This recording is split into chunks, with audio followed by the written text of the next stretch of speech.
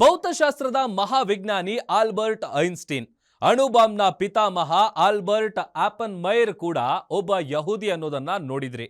ಇವರಷ್ಟೇ ಅಲ್ಲ, ಈಗಿನ ಆಧುನಿಕ ಕಾಲದಲ್ಲೂ ಕೂಡ ಅನೇಕ ಯಹೂದಿ ಸಾಧಕರಿದ್ದಾರೆ.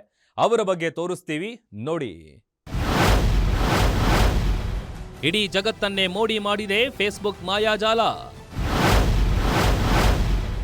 ಇದರ ಸೃಷ್ಟಿಕರ್ತ ಮಾರ್ಕ್ ಜುಕರ್ಬರ್ಗ್ ಒಬ್ಬ ಯಹೂದಿ. ಫೇಸ್ಬುಕ್ ಹದಿಹರಿಯದವರಿಂದ ಹಿಡಿದು ವಯೋವೃದ್ಧರವರೆಗೆ ಎಲ್ಲರನ್ನೂ ಮೋಡಿ ಮಾಡಿರೋ ಸೋಷಿಯಲ್ ಮೀಡಿಯಾ ಪ್ಲಾಟ್ಫಾರ್ಮ್. ಫೇಸ್ಬುಕ್ ಅನ್ನೋ ಹೆಸರು ಕೇಳದವರೇ ಇಲ್ಲವೆನ್ನುವಷ್ಟು ಖ್ಯಾತ ಈ ವೇದಿಕೆ. ಏನೇ ಆಗ್ಲಿ, ಈ ಫೇಸ್ಬುಕ್ನಲ್ಲಿ ತನ್ನದು ಒಂದು ಅಕೌಂಟ್ ಇರಲಿ ಅಂತ ಬಯಸೋರೇ ಹೆಚ್ಚು. ಜೊತೆಗೆ ಫೇಕ್ ಅಕೌಂಟ್ಗಳ ಹಾವಳಿಯೂ ಹೆಚ್ಚು. ಒಂದು ವೇಳೆ ಫೇಸ್ಬುಕ್ ಆಪ್ ಲಾಗೌಟ್ ಆಗ್ಬಿಟ್ರೆ ಅಥವಾ ಕೆಲಸ ಮಾಡದಿದ್ರೆ ಅಯ್ಯೋ ಅಂತ ಚಡಪಡಿಸುವವರೇ ಹೆಚ್ಚು. ಅಷ್ಟರ ಮಟ್ಟಿಗೆ ನಾವು ಇದಕ್ಕೆ ಅಡಿಕ್ಟ್ ಆಗಿದ್ದೇವೆ. ಇಂತಹ ಮಾಯಾಜಾಲ ಸೃಷ್ಟಿಕರ್ತನು ಒಬ್ಬ ಯಹೂದಿ. ಆತನ ಹೆಸರು ಮಾರ್ಕ್ ಜುಕರ್ಬರ್ಗ್ನ ಫೇಸ್ಬುಕ್ ಸ್ಥಾಪನೆಯ ಹಾದಿ ನೋಡೋದಾದ್ರೆ, ಫೆಬ್ರವರಿ 4, 2004ರಂದು ಫೇಸ್ಬುಕ್ ಸ್ಥಾಪನೆ. ಹಾರ್ವರ್ಡ್ ವಿಶ್ವವಿದ್ಯಾಲಯದ ಹಾಸ್ಟೆಲ್ ಕೊಠಡಿಯಲ್ಲಿ ಆರಂಭ.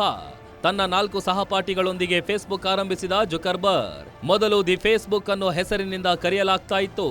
ಆರಂಭದಲ್ಲಿ ಹಾರ್ವರ್ಡ್ ವಿಶ್ವವಿದ್ಯಾಲಯಕ್ಕೆ ಮಾತ್ರ ಸೀಮಿತ, ನಂತರ ಇತರ ವಿಶ್ವವಿದ್ಯಾಲಯಗಳಿಗೆ, ನಂತರ ಜಗತ್ತಿಗೆ ವಿಸ್ತರಣೆ. ಇವತ್ತಿನ ಫೇಸ್ಬುಕ್ ಮಾರುಕಟ್ಟೆ ಮೌಲ್ಯ $1.69 ಟ್ರಿಲಿಯನ್.